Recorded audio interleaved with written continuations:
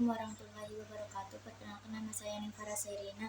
Di sini saya akan mempresentasikan hasil diskusi teman kelas saya dari kelas C Agribisnis. Pertama, dari kelompok 1, kendala komoditas tembakau. Petani tembakau menghadapi beberapa kendala dalam mengembangkan pertanian tembakaunya. Kendala yang dihadapi yaitu 1. Kendala teknis, 2. Kendala non-teknis. Kendala teknis 1. Serangan hama dan penyakit, 2. Ketersediaan air, 3. Kesuburan tanah, 4. Teknis budidaya, 5. Cuaca yang tidak menentu. Kendala non-teknis 1. Modal, 2. Harga tembakau, 3. Kebijakan pemerintah. Mungkin cukup dari kelompok 1. Selanjutnya kelompok 2. Di sini saya akan mempresentasikan komoditas sengon pemasaran. 1. Saluran pemasaran, 2. Lembaga pemasaran, 3. Fungsi pemasaran, 4. Fungsi pemasaran, 5. Kelayakan finansial, 6. Pengembangan hutan rakyat. Pendahuluannya itu ada pemasaran adalah proses aliran komoditas yang disertai perpindahan hak milik bahan atau jasa yang dilakukan oleh lembaga-lembaga pemasaran dengan melaksanakan atau lebih fungsi-fungsi pemasaran.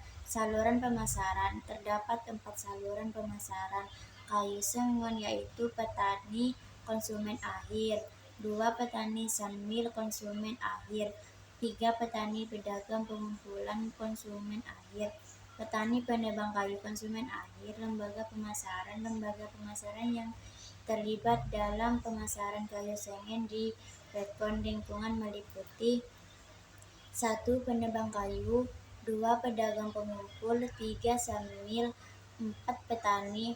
Fungsi pemasarannya itu ada beberapa bagian. Lembaga pemasaran meliputi 1. Pertukaran, 2. Fisik, 3. Fasilitas, 4. Penjualan, 5. Pembelian, 6. Penyimpanan, 7. Pengangkutan, 8. Informasi harga, dan 9 itu standar. Untuk serbu kayunya itu dimanfaatkan menjadi briket, 2. Untuk potongan kayu dimanfaatkan dengan menambahkan bahan lain menjadi berbagai perpisahan. Teknologi industrialisasi 1. Alat pemotong kayu, 2. Alat pemberikat dan cetakan berikat, 3. Alat poles. Faktor pendorong industrialisasi 1. Melimpahnya bahan baku, 2. Nilai tambah yang tinggi. Cukup dari kelompok 3. Selanjutnya kelompok 4. Regulasi komoditas sengon. Regulasi komoditas sengon di Indonesia meliputi beberapa peraturan yang berhubungan dengan penggunaan, penanaman, dan pengolahan sengon sebagai tanaman industri dan pertanian. Berikut beberapa contoh regulasi yang relevan. Peraturan Menteri Kehutanan memberdayakan masyarakat sedang di dalam dan atau di sekitar hutan dalam rangka pengolahan hutan dan sumber daya alam yang berada di dalam dan atau di sekitar hutan. Peraturan Menteri dari Sumber Daya Mineral Nomor 18 Tahun Reklamasi dan Penutupan Tambang. Peraturan Pemerintah Reklamasi dan Penutupan Tambang. Peraturan Lurah Karangwani Nomor Tahun 2024. Regulasi ini tidak terlalu spesifik untuk tentang sengon, tetapi berhubungan dengan pengolahan lingkungan dan pertanian di Desa Karangwani. Dinas Lingkungan Hidup Kabupaten Probolinggo.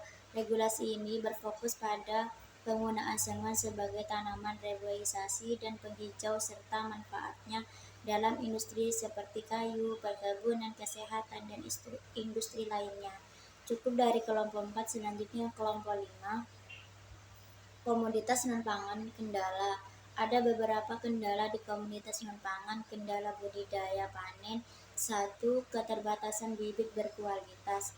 2. Pengetahuan teknik budidaya. 3. Pengelolaan tanah. 4. Hama dan penyakit. Kendala pasca panen. 1. Metode penebangan. 2. Tenaga kerja. 3. Kualitas pengolahan. Kendala pemasaran.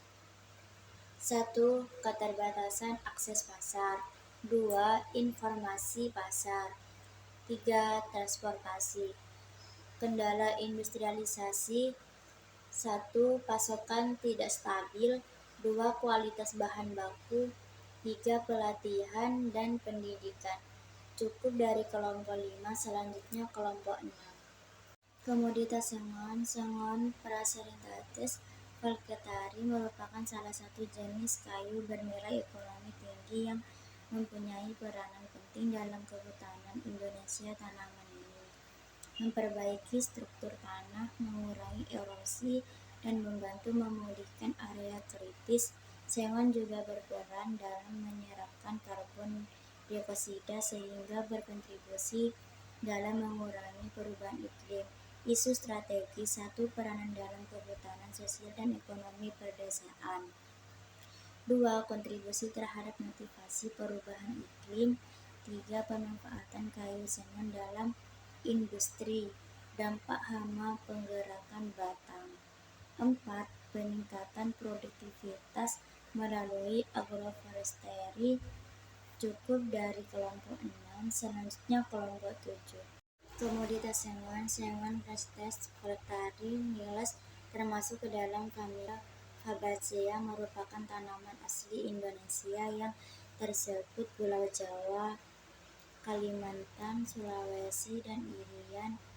Sengon juga merupakan salah satu komoditas hutan tanaman yang memiliki kelebihan mudah dibudidaya, mudah tumbuh, dan memiliki komersial. Sengon Parasanceratus merupakan salah satu tanaman yang tidak membutuhkan persyaratan tumbuh tinggi karena mampu hidup pada tanah miskin. Sengon juga merupakan jenis tanaman komersial yang menguntungkan dan termasuk jenis cepat tumbuh. Kontribusi ekonomi: penghasilan dari penjualan kayu-kayu sengon digunakan dalam berbagai industri seperti industri konstruksi, furnitur, dan kerajinan kayu. Penjualan kayu sengon memberikan kontribusi signifikan terhadap pendapatan dari sektor kehutanan di Indonesia. Penciptaan lapangan kerja: industri yang sengon menciptakan lapangan kerja dan baik maupun industri pengolahan kayu, mulai dari pemeliharaan tanaman hingga pengolahan kayu menjadi produk jadi.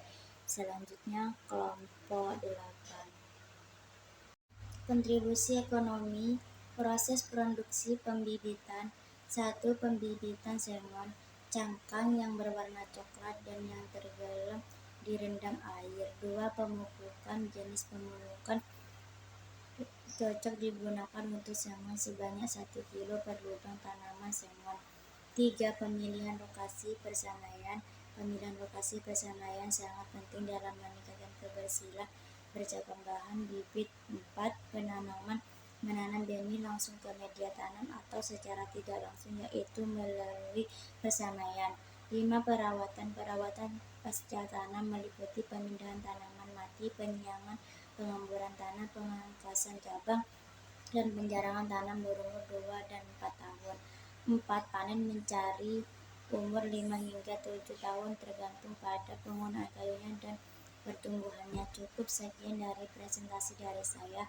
Mohon maaf apabila ada salah kata. Kami akhiri. Wassalamualaikum warahmatullahi wabarakatuh.